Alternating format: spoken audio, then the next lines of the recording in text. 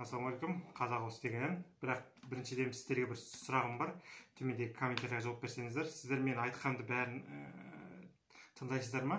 Мынаның бас деген сияқты қағыстардың бәрі мен рекомендацияларымды әлде бірден төменде закрепленный комментарийда санды алып өздеріңіз шығарып аласыздар ма?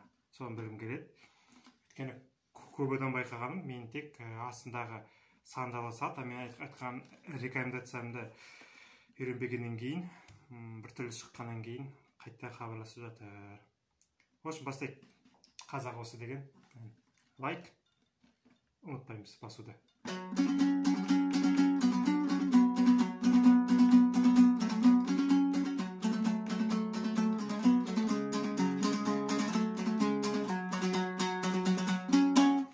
Осындай. Енді жеке-жеке үйреніп көрейік. Бірінші, егер сіз домбыраны енді ғана салып жүрсеңіз, әлде енді ғана үйреніп жүрсеңіз, бірінші тек бір шекпен ғана үйреніп көріңіз.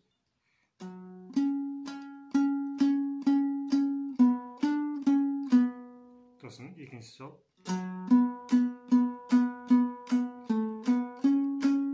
Үшінші жол.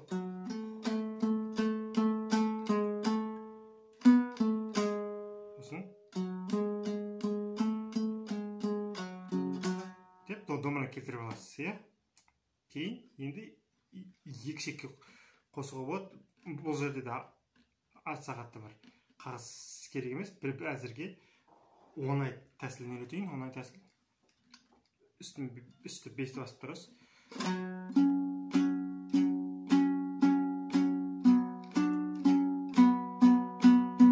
Ала беріс, тек қағаз төмен жоғары.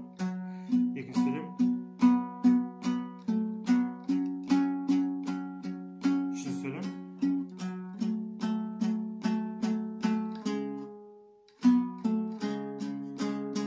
Сосын.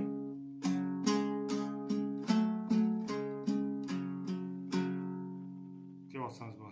Енді біраз әнге келтіруге болады. Егер мынаны жақсы топтар беріп алсаңыз, әнге келтіруге болады.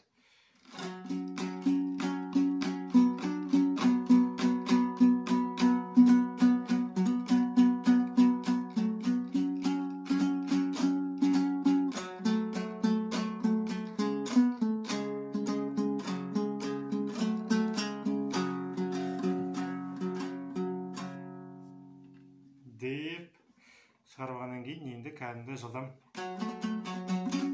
деп үйренейік. Ол қағыс. Төмен, төмен, жоғары, төмен, төмен, жоғары. Мен төменде комментария тек қана буындап қана айтылатынды ғана жазам, санды.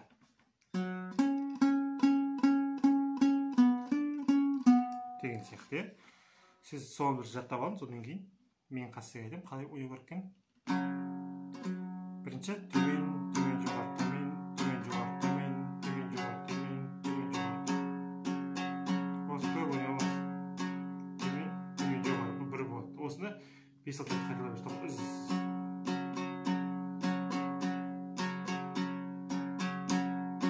Деп қайталағаннан кейін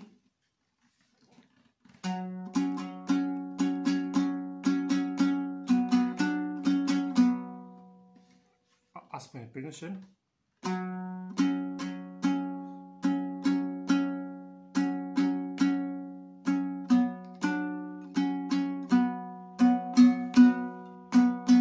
екінші сөйлем.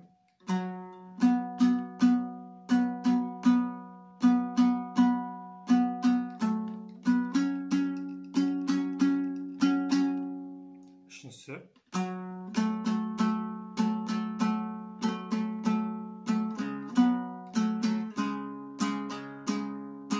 Төртіншісі.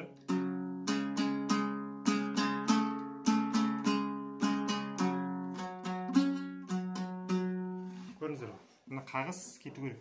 Төмен, төмен, жоғары, төмен, төмен, жоғары, төмен, төмен, жоғары, төмен, төмен, жоғары.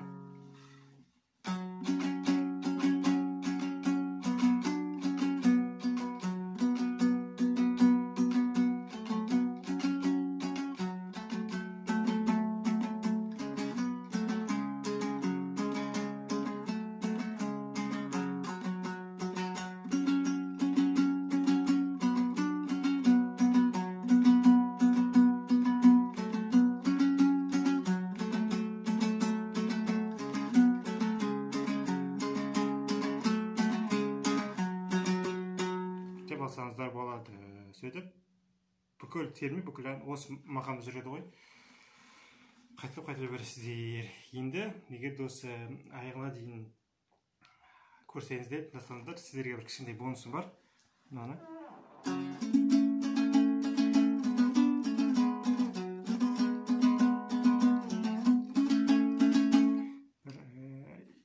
үстіңгі ішекті ыңғайлы әдемі қылып алатындай қылып үйретейін. Мысалы, мынау бізде тек қана астыңғы ішекті ғана жүретін болды ғой. Деген сияқты. Енді үстіңгі ішекті қосып алсаңыз тіптен әдемі шығады. Көрсетіп жіберейін. Яғни бүкіл жетіні басып тұрғанда үстіндегі 8 басамыз. 8-ші перден 7, 8. 5 басқанда үсті 7 болады.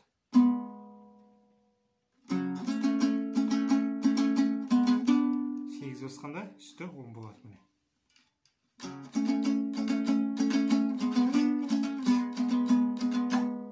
Сіздерге көргенге ыңғайлы болсын деп осылай қарап отырмын. Екінші сөйлем.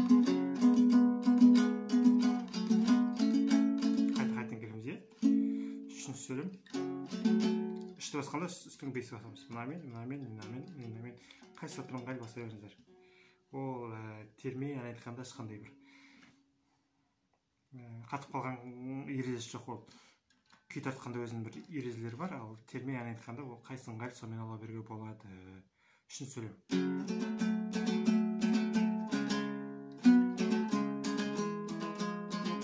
Мына жерде не ашық болады, не мына үшті бастаңыздар болады. Осының. 3, 2. Немесе екіні басқанда іштенге баспасаңыздар болады. Соңғы сөйлемді көрейін.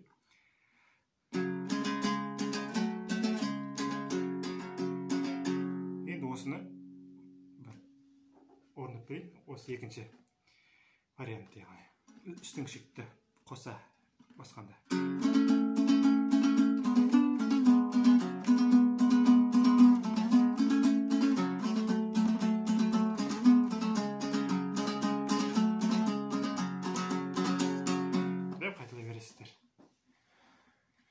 Жақсы.